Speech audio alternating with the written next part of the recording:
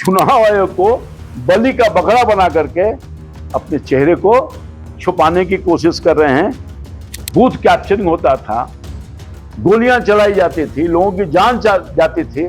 अगर जीत गए तो बब्बर शेर कहलाएंगे और अगर हार गए तो क्या आरोप लगाएंगे। राहुल गांधी आज के दिन में अराजकता की प्रतीक बन गया। राहुल गांधी जी खड़े हैं और उनकी गाड़ी कौन चला रहा है ड्राइवर के रूप में? तेजस्वी यादव जी। इतना मत गिरो भाई, सत्ता के लिए, सत्ता के लोभ के लिए अपनी स्मिता को, अपने स्वाभिमान को बर्बाद मत करो। पनोरमा ग्रुप, जो सोचता है वो करता है। मिजाज समझ गए हैं बिहार की जनता का, मतदाताओं का, कि हम अब आने वाले नहीं हैं। इस भय से इस चुनाव आयोग का टारगेट करके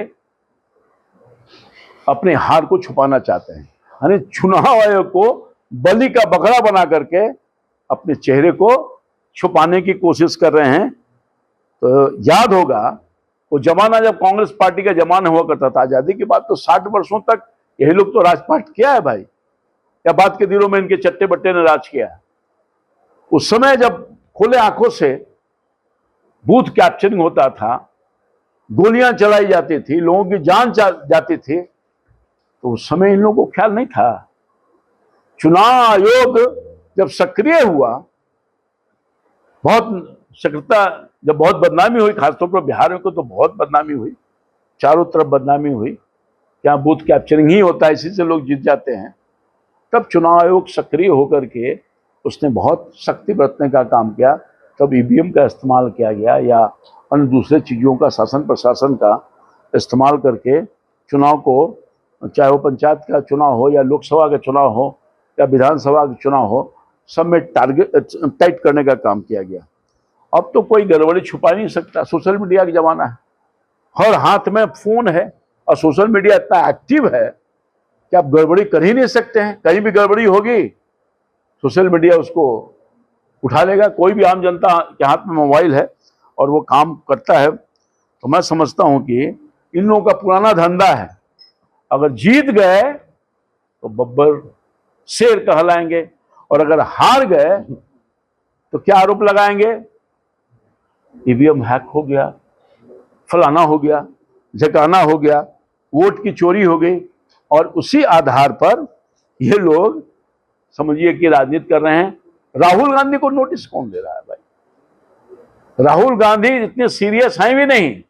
राहुल गांधी आज के दिन में अराजकता की प्रतीक बन गया कि अराजक जहां जाएंगे अराजकता की फैलाने का काम करेंगे। और मैं समझता हूं कि नेता प्रतिपक्ष एक संवैधानिक पद है और संवैधानिक पद पर बैठा हुआ आदमी, चुनाव आयोग भी एक संवैधानिक संस्थान है, उस पर चोट करने की कोशिश करे, चुनाव आयोग को बदनाम कर रहा है ना भाई। एक संवैधानिक पद पर बैठा हुआ आदमी संवैधानिक पद को बदनाम करने की कोशिश की जा रही है, लोगों पर विश्वास पैदा कर रहा है। तो ये संवैधानिक पद पर हमला नहीं है चुनाव आयोग पर, ये लोकतंत्र पर हमला है, मैं मानता हूं। इसलिए भारत का अपना इतिहास रहा है, अपने गौरवशाली इतिहास रहा है, उसको कोई मिटा नहीं सकता भाई। लोकतंत्र की जननी तो यही बिहार और वैशाली से निकला है भाई, तो उसको कैसे मिटा सकता है कोई? अब समझिए कि इनको जो, जिसको संविधान पर संस्था नहीं, संवैधानिक संस्थाओं पर विश्वास नहीं हो, लोकतंत्र के अन्य जो संवैधानिक संस्था उस पर भी नहीं विश्वास हो, तो अपने मतदाता पर कोई विश्वास रख सकता है क्या? कि मतदाता पर भी विश्वास नहीं है इनको, ये मतदाता पर भी भरोसा नहीं कर रहे हैं। जो लोकतंत्र पर भी भरोसा नहीं कर रहा है, वो मतदाता पर क्या भरोसा करेगा? तो मोटे मोटे तौर पर ये जो हम ये चार्ज करना चाहेंगे और प्रश्न करना चाहेंगे, क्या ये सब जो खेल हो रहा है भारतीय लोकतंत्र को बदनाम करने के लिए, हमारी संवैधानिक संस्थाओं को बदनाम करने के लिए, तो क्या यह सही नहीं है कि राहुल गांधी जी और इनके पूरे टीम, जो मंडली है इनकी, पप्पू की मंडली, ये सब विदेशी ताकतों के इशारे पर उनके गोद में बैठ करके ये भ्रम पैदा करके और देश के अस्मिता के साथ खेल करने का काम कर रहे हैं। मेरा सीधा चार्ज है। आपने देखा होगा कि साहब राहुल गांधी कभी देश के अंदर कभी देश के बाहर भारत के उपलब्धियों के साथ खड़े नहीं होते हैं। केंद्र की सरकार जब कभी भी कोई काम बड़ा की है या छोटा की है तो उसके उपलब्धियों के साथ नहीं है। आप याद करिए कि ट्रंप ने हमारे इकोनॉमिक को डेड इकोनॉमी बताया था। याद करिए, आप सब लोग बुद्धिजीवी पत्रकार लोग हैं। उसी भाषा में, ट्रंप के भाषा में राहुल गांधी भी कह रहे हैं कि भारत की इकोनॉमी डेड है। कहां विकसित भारत का सपना देख रहे हैं। हम 10वें स्थान से 5वें स्थान पर आ गए, 5वें स्थान से तीसरे स्थान पर जाने वाले हम हैं। मोदी जी के लगातार प्रयास से, उनकी अपनी नीति और पॉलिसी से और प्रयास से, और उसको कह रहा है कि डेड इकोनॉमी है। तो ये भारत के हित वाले लोग हैं कि भारत के अहित वाले लोग हैं? कि राहुल गांधी जैसे लोग, सोच वाले लोग ये तय कर सकती है। और देश की व्यवस्था तो बहुत तेजी से बढ़ रही है भाई। कहां था भारत, कहां था? जैसा कि मैंने आपको कहा, 10वें स्थान पर था, 5वें स्थान पर आ गया, तीसरे स्थान पर हम लोग आने वाले हैं। ये एक बात और बड़ी बात है। हम लगातार राष्ट्रीय जनता दल में बहुत सालों तक थे, लालू जी के साथ थे, सबको पता है, आपको भी पता होगा। मगर हमने देखा कभी नहीं कि लालू प्रसाद जी ने कांग्रेस से दोस्ती जरूर रखने का काम किया, मगर कांग्रेस के चरणों पर अपनी पगड़ी कभी नहीं रखी। अपनी स्मिता और स्वाभिमान से कभी समझौता नहीं किया। मैं कहना चाहता हूं, मगर आप देखे होंगे यात्रा में, आपके यहां यात्रा हुआ था ना गया में, राहुल गांधी जी खड़े हैं और उनकी गाड़ी कौन चला रहा है ड्राइवर के रूप में? तेजस्वी यादव जी। इतना मत गिरो भाई, सत्ता के लिए, सत्ता के लोभ के लिए अपनी स्मिता को, अपने स्वाभिमान को बर्बाद मत करो। ये तमाम, हम तो राष्ट्रीय जनता दल के समर्थकों से कहना चाहेंगे, अपील करना चाहेंगे, अपनी स्मिता का ख्याल रखो और इतना गिराओ मत जिससे कि हमको आगे चलने में कभी दिक्कत भी हो, शर्म भी आए। तो ये मैं समझता हूं कि राहुल गांधी जो है, राहुल गांधी के माथे पर वो नहीं होता बैठ करके ये नहीं कह रहा है देवी जी की जय हो, देवी जी की जय हो। और राहुल गांधी जी, आपने देखा हो कि नहीं, बिना मांगे प्रधानमंत्री बना रहे हैं राहुल गांधी जी को। आज जब इनसे पूछा गया राहुल गांधी जी के बारे में कि भाई अब तेजस्वी यादव को मुख्यमंत्री बनाइएगा, कोई आंसर ही नहीं दिया, कोई आंसर नहीं दिया और नोटिस कर दिया कि बहुत गंभीर बात है। राहुल गांधी को प्रधानमंत्री बनाने के लिए आतुर है, बिना मांगे हुए दे रहे हैं, शक्ति लोगों से भीख मांग रहे हैं। और राहुल गांधी इनके प्रति क्या भाव रखता है? नहीं कहा कि हम इनको मुख्यमंत्री बनाएंगे। तो आप समझ सकते हैं कि राष्ट्रीय जनता दल अब डूबने वाली है। हम अनुरोध करना चाहेंगे राष्ट्रीय जनता दल के समर्थकों से, डुबाओ मत। ऐसे नेता के नेतृत्व में विश्वास रख रहे हो जो अपने आप को बेच दिया। अपने आप को नहीं बेचा, तुम्हारे स्मिता को बेचने का काम किया। ये जहाज डूबने वाली है, ये जहाज बचने वाली नहीं है। राहुल गांधी सहित जहाज डूबने वाली है।